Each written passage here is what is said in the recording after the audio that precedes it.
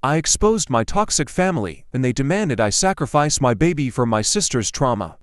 Karma was brutal. My sister and I are 3 years apart. Ever since we were kids, my mom always treated her like a spoiled child who needed special attention. That probably explains why, even now at 27, she still acts immaturely. I'm 30, and recently, my wife and I received the amazing news that we're expecting our first child. After 2 years of marriage and 5 years together, this new chapter in our lives fills us with excitement and joy. When we found out about the pregnancy a couple of months ago, we decided to share the news with our families first before making a public announcement. My wife's family was thrilled and celebrated with us. As for my family, my dad sincerely congratulated us, but my mom, well, she found a way to turn a happy moment into something negative. A few hours after telling her the news, she called me and said she didn't think keeping the baby was a good decision. I was completely caught off guard. My mom had always loved kids and had been excited about the idea of becoming a grandmother since my wedding and even during my sister's wedding. When I asked why she suddenly changed her mind, she started listing a bunch of completely arbitrary reasons to oppose our pregnancy. She claimed that having a baby would put a huge financial strain on us. She also brought up the fact that since my wife and I are both career-focused, we'd struggle to figure out who would stay home with the baby when we returned to work. I explained that we had carefully thought through all of these concerns. We had plenty of savings after years of stable jobs. Both of us had paid maternity and paternity leave from our companies, and we had already considered options like hiring a nanny or relying on family support if needed. None of her arguments were strong enough to suggest we should terminate a wanted pregnancy. I had a gut feeling there was something more behind her reaction, so I kept pressing until she finally revealed the real reason she was so concerned. And, of course, it all revolved around my sister. Apparently, my sister had also been trying to get pregnant this past year without success. My mom explained that my sister was struggling emotionally, and she felt that this was not the right time for us to have a baby. If we went ahead and started our parenthood journey while my sister was still trying, it could be emotionally devastating for her. Now, it's important to mention that my sister and I have never been close. Growing up, we constantly fought, and when I moved away for college, it was a relief for both of us. Because of this emotional distance, her feelings about our pregnancy didn't really concern me. If she couldn't handle the fact that we were expecting while she wasn't, that was her personal problem, not something that should affect our decisions. However, my mom has a habit of blowing my sister's problems out of proportion until they become full-blown family crises. I told her that I understood my sister's struggles with infertility, but suggesting we terminate our pregnancy just to spare her feelings was completely absurd. I even told her that, out of respect for our family relationship, I was going to pretend she had never made such a ridiculous suggestion. Instead of backing down, my mom doubled down. She went on about how my sister and her husband had been trying for a long time, and how our pregnancy announcement would devastate her. She argued that, out of consideration for my sister, we should rethink having this baby since it could create a family rift. The most shocking part was that my mom genuinely believed she was being reasonable. She truly thought we should get rid of our baby just because my sister would feel hurt. Realizing this conversation was going nowhere, I simply said, "All right," and ended the call with no intention whatsoever of following her advice. Then, I immediately blocked her on everything and told my dad what had happened. He apologized on her behalf and promised to keep her from trying to contact me again. And to his credit, he's stuck to that promise ever since. For the next 4 months, we kept our distance and enjoyed a relative peace. When we finally announced our pregnancy publicly on social media, that's how my sister found out. I have no regrets about doing it this way. We wanted to share our happiness with everyone, and if it upset my sister, well, that's not my responsibility. The fallout was immediate. A few days ago, both my sister and my mom showed up at my house unannounced, claiming they wanted to discuss the future of our family after everything that had happened. To be completely honest, I never really considered my sister part of my close family because she never acted like it. As I mentioned before, we've always been distant. Once we moved out and started our own lives, there was nothing forcing us to stay in touch. Our only interactions were obligatory family gatherings and invitations to each other's weddings, more out of duty than genuine desire. I was straightforward about this. I told my sister that I didn't see her as someone close or part of my immediate family, so I didn't feel any obligation to personally inform her about the pregnancy. Besides, if the roles were reversed, I was certain she wouldn't have told me first either. I would have just found out when she made it public. As for my mom, I reminded her that she created this mess with her own actions, and now she had to deal with the consequences. Her reaction when we first told her about the pregnancy was completely unacceptable, and I wasn't willing to keep that kind of negativity in my life. I told them that even if they were here to apologize and reconcile, I needed time to process everything. I couldn't just forgive and forget instantly.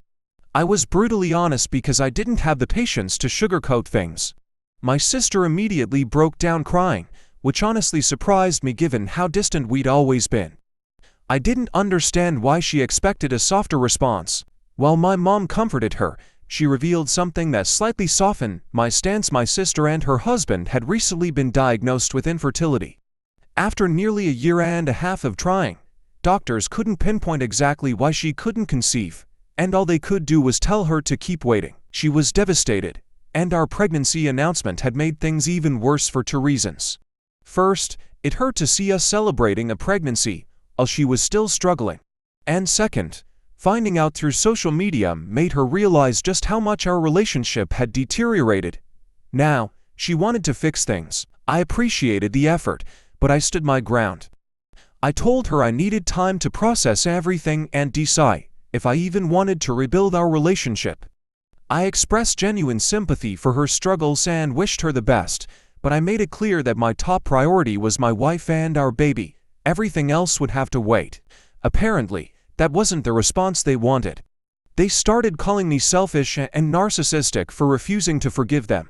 They even accused me of hurting my unborn child by keeping them out of our lives. At that point, I lost my patience. I told them that my child would be loved no matter what. And considering my mom had wanted me to terminate the pregnancy just to spare my sister's feelings, I didn't think keeping them away would be a bad thing. The argument escalated until my wife, who had been staying in our room to avoid the stress, had to come out and ask them to leave. That was the last straw. I lashed out and said things I now regret. I told my sister that at least I could have a child, something she couldn't say. I called her pathetic for wanting to use my baby to fulfill her maternal desires. I told my mom she had failed as a parent. They stormed out, cursing me on their way out. Even my wife was shocked by how harsh I had been. So, am I the bad guy for fighting back? Update 1. It's been 3 days since the argument with my mom and sister. During this time, I've only shared what happened with my wife and my dad. They both share a similar perspective. While they acknowledged that my words were harsh and maybe excessive, they believe they were justified given the situation.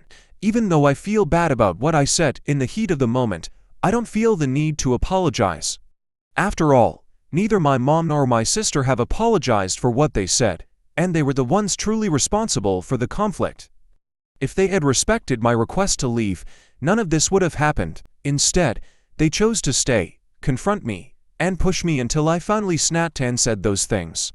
It's a huge relief to know that the most important people in my life don't see me as the villain here, even if I regret saying what I said. And since they feel I don't really need to apologize, I don't plan to. After the incident, I'm not sure what my sister has been saying about me, but I do know for a fact that my mom has been complaining nonstop for days. She's been venting her frustration constantly to my dad, who has defended me every single time, something I'm deeply grateful for. However, this has only made my mom even angrier because she sees it as him endorsing my bad behavior. I find it ironic that she can't see that this is exactly what she's been doing with my sister her entire life, which probably explains why my sister is the way she is. My mom insists that I owe both her and my sister a huge apology, claiming that they were only trying to be there for me and that I turned them into villains for no reason. The funny thing is, I feel the exact same way about them. So, I guess it's just my word against theirs. Bottom line, they're not getting an apology from me because they got exactly what they deserved. If they hadn't pushed me, I wouldn't have reacted that way. It's that simple. Like I said, my only priority is my wife, and I'm going to do my best not to let this kind of nonsense get to me moving forward. Update 2. It's been a week since the confrontation with my mom and sister. Even though I tried to keep the matter private, discussing it only with my dad and my wife, they decided to do the opposite. They posted about me on social media but selectively. They only mentioned the things I said without providing any context. I'm not exaggerating. Their post was just a single paragraph quoting my words, with no mention of what they said or the events that led up to the argument. As expected, I started receiving calls and messages from the rest of the family, criticizing me for making such awful comments toward my own family and expressing their disappointment. Some even questioned whether the post was true because they couldn't believe I'd say something like that. Shocked by their post, I first checked in with my dad, who was just as surprised as I was. He told me he had already tried to convince them to take it down, but so far, they had refused. Furious at their behavior, I decided to take matters into my own hands. After discussing it with my wife, I posted a full account of what actually happened that day. I didn't deny saying the things they accused me of, but I made sure to provide the full context so everyone could understand the entire situation. If they were going to seek sympathy from everyone, I was going to make sure people knew the whole truth. I laid everything out: how they showed up uninvited, what my mom had said about my wife's pregnancy months ago, and what really led to the argument. After my post, people started showing their support. Many even reached out to apologize for jumping to conclusions, admitting that now that they knew the full story, they could clearly see which side was in the wrong. Personally, I don't really care because I know my actions weren't nearly as bad as theirs. I didn't even need people's support. If I had been looking for sympathy, I would have been the one to post first. My only reason for setting the record straight was to stop us from getting unnecessary hate. Apparently, though, my mom and sister don't understand this concept. It's been a couple of days since both of our posts, and they're still accusing me of being a self-absorbed attention seeker, which is ironic because that description fits them much better. They keep insisting that their actions didn't justify my reaction and that my words were outrageous, regardless of the context, though the rest of the family doesn't seem to share that opinion. Either way, I'm glad I was able to tell my side of the story. Update 3. It's been a few days since my last update, and this morning, while checking my messages on social media, I noticed several people letting me know that my mom and sister had deleted their posts about what happened. Apparently, they started receiving quite a bit of criticism from the rest of the family, which forced them to take them down. It was clear that no one was buying the narrative they were trying to push, that I was just seeking attention and sympathy by defending myself. The general consensus among the family seemed to be that, while my words were harsh, they were justified given the circumstances. Unable to handle the pressure, they decided to remove their posts, which honestly felt like a pretty big win. I've decided to keep my post up for a few more days, just as a precaution in case they try something new. Something interesting also happened a couple of days ago. Shortly after I posted my side of the story, my brother-in-law reached out to me. Since my relationship with my sister has always been distant, I haven't had much interaction with her husband either, so his message came as a pleasant surprise. He told me that he knew his wife would never apologize to me, and up until now, he hadn't thought she had any reason to. After all, he had only heard her version of events. However, after reading my post, he wasn't so sure anymore. He asked me to keep our conversation private and apologized on his wife's behalf. He explained that ever since she found out she'd be dealing with infertility for a long time, and that a natural pregnancy without IVF wouldn't be possible, she had been extremely emotionally unstable. From the tone of his message, it was clear that he was going through a rough time as well, and I couldn't help but feel for him. I replied that I appreciated his gesture and was glad he reached out to apologize. He actually seems like a genuinely nice guy, and honestly, I wonder how he ended up with my sister. I've kept my promise not to share this conversation with anyone until now. But honestly, I don't really consider this breaking the promise. Update 4. It's been a couple of weeks since my last update. I recently decided to take down my post, thinking it had been up long enough and that by now everyone knows the truth. Plus, I didn't feel the need to keep punishing my mom and sister any more than they're already being punished by their own behavior. In a recent conversation with my dad, I found out that my sister and her husband are heading toward a divorce. Apparently, ever since she found out about her fertility issues, her behavior has become completely erratic.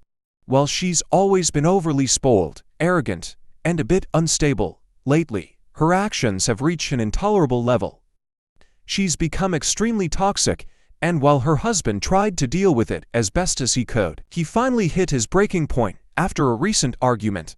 As a result, she's moved back in with our parents, turning my dad's house into a constant soap opera. Predictably, my mom continues to make sure my sister doesn't feel bad, blaming the husband for everything that's gone wrong, and reinforcing the idea that my sister can never be wrong about anything. Honestly, I feel bad for my dad, who has to deal with all this. I also feel a little sorry for my sister, considering she just found out she won't be able to have kids, and now her husband's leaving her too. While the latter is clearly a result of her own actions, I'm not cruel enough to gloat about her misfortune, which is why I decided to take down my post. That said, this doesn't mean I'm going to apologize or try to make amends, because I'm convinced they haven't really changed. My dad even told me that there's this "it should have been me, not my brother" mentality in the house regarding the pregnancy. So, I think the best thing is to keep my distance, and as always, my wife comes first. As long as she's happy, I'm happy, and right now, I can confidently say that I'm very happy.